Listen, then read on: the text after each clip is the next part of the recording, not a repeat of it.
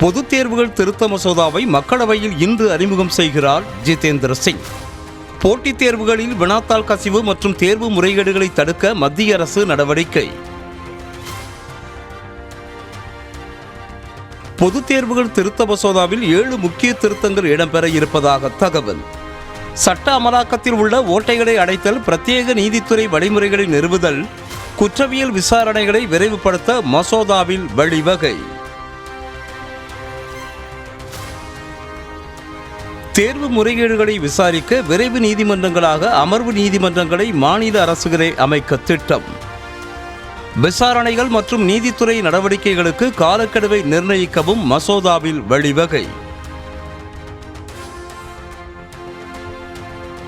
தேர்வு சீர்திருத்தங்களை மேற்கொள்ள நந்தன் நிலேகானி தலைமையில் உயர்மட்ட குழுவை அமைத்து பிரதமர் மோடி அறிவிப்பு. சென்னை IIT இயக்குனர் காமகோட்டி, இஸ்ரோ முன்னாள் தலைவர் சோம்நாத் உள்ளிட்ட மேலும் 5 பேர் குழுவில் இடம்பெற்றனர். மாநிலங்களவை மற்றும் மக்களவை எதிர்க்கட்சித் தலைவர்கள் கூட்டம் இன்று நடக்கிறது. இரு அவைகளிலும் நடப்பு கூட்டத்தொடருக்கான உத்திகளை வகுக்க முயற்சி. சென்னை கோயம்பேட்டில் செயல்பட்டு வரும் 3ஆம் நிலை கழிவுநீர் சுத்திகரிப்பு நிலையத்தில் முதலமைச்சர் விஜய் இன்று ஆய்வு.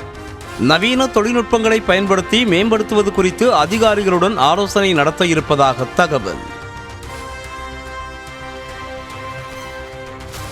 கோவை மற்றும் மதுரைக்கு மெட்ரோ ரயில் திட்டம் அவசியம் என அமைச்சர் சம்பத்குமார் பேட்டி.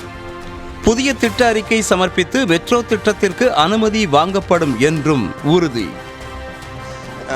கோவைக்கு மெட்ரோ ரயில் திட்டம் வர வேண்டியது அவசியம் என்பதை கருத்தில் கொண்டு நிச்சயமாக கொண்டு வரக்கூடிய அனைத்து முயற்சிகள் நாங்கள் எடுப்போம். முதலமைச்சர் அவர்களுடைய நோக்கமும் அதுதான், எங்களுடைய செயல் திட்டமும் அதுவாக தான் இருக்குன்னு சொல்லிக்கிறேன். நிச்சயமாக கோவை மாவட்டத்துக்கு மெட்ரோ ரயில் திட்டம் கொண்டு வரக்கும் அனைத்து முயற்சியும் செய்வோம். அதுக்குள்ள முறையான செயல் திட்டங்களை வகுத்து மத்திய அரசு வழங்கி நாங்கள் செயல்படுத்த.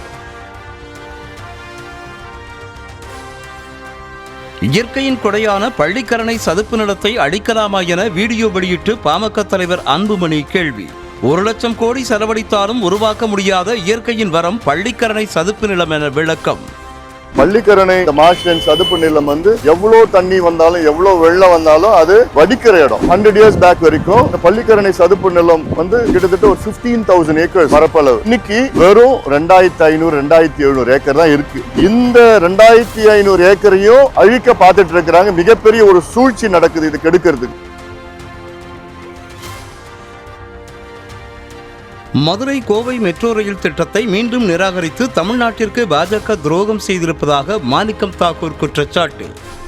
கோவைக்கும் மதுரைக்கும் மெட்ரோ ரயில் மறுப்பு. மீண்டும் அதே கதை, பழைய ரயில மோடி அரசு ஓட்ட விரும்புது. பழைய தரவுகளை மட்டும் தமிழக நகரங்களின் வளர்ச்சியை தடுப்பதை நிறுத்துங்க. பாஜகவை பொறுத்த வரைக்கும் தொடர்ந்து தமிழ்நாட்டுக்கு இப்படிப்பட்ட துரோகத்தை செஞ்சுக்கிட்டே வருது. பழைய தரவுகளை வைத்துக் கொண்டு வளர்ச்சி திட்டங்களை புறக்கணிப்பதாக மத்திய அரசுக்கு கண்டனம். மேகதாது அணை காவிரி நீர் உரிமை தொடர்பாக அனைத்து கட்சிகள் மற்றும் விவசாயிகள் சங்க பிரதிநிதிகள் கூட்டத்தை கூட்ட வேண்டும். முதலமைச்சர் விஜய்க்கு இந்திய கம்யூனிஸ்ட் மாநில செயற்குழு வலியுறுத்தல். சென்னை திருவொற்றியூர் சூறை மீன்பிடி துறைமுகத்தில் சர்வசாதாரணமாக கஞ்சா பயன்படுத்திய இளைஞர்கள் வீடியோ வெளியாகி அதிர்ச்சி.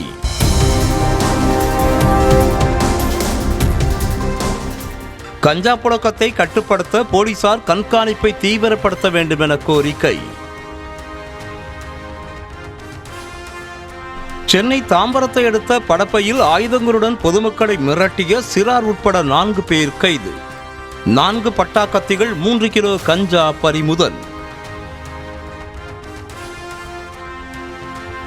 நெல்லை மாவட்டம் திசியன்விளை அருகே பழைய பிளாஸ்டிக் குடோனில் தீ விபத்து.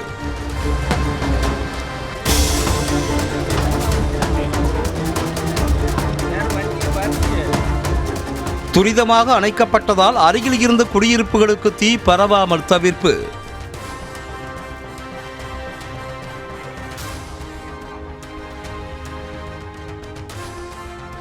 கரூரில் திமுக நிர்வாகிகளிடையே ஏற்பட்ட சமூக வலைதள சண்டை நேரடி மோதலாக மாறியது. ஒருவரை ஒருவர் தாக்கிக் கொண்ட பரபரப்பான CCTV காட்சிகள்.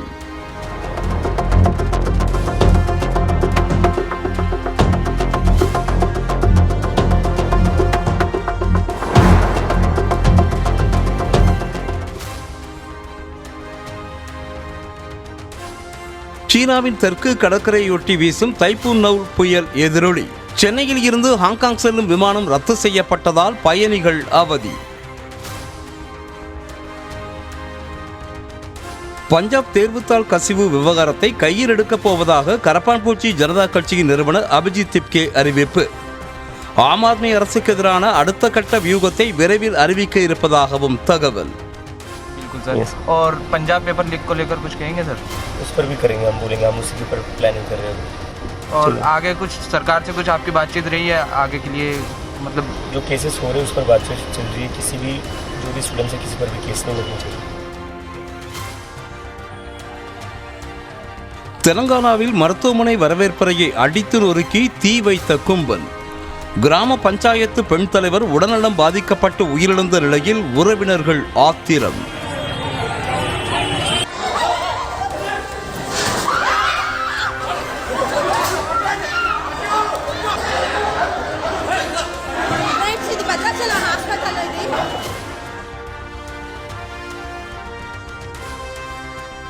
டெல்லி போராட்டக்காரர்கள் மீது பெல்லட் குண்டுகள் பயன்படுத்த அனுமதி அளித்தது யார்?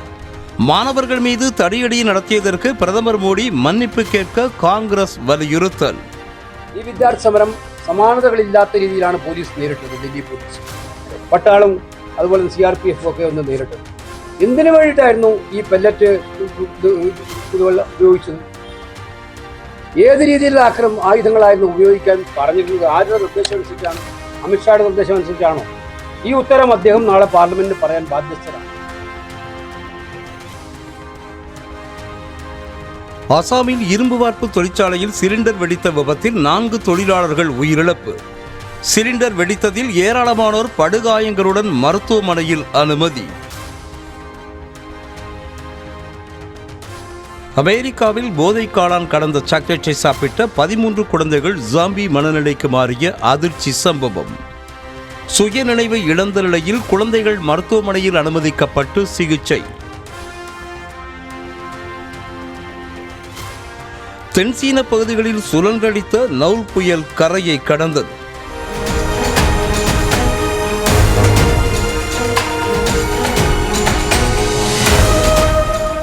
தொடர் மழை மற்றும் வெள்ளத்தில் சிக்கி 10 பேர் உயிரிழப்பு.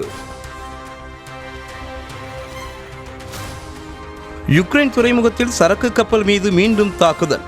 கப்பலில் இருந்த 4 இந்திய மாலுமிகளில் 2 பேர் மாயமானதாக இந்திய தூதரகம் தகவல்.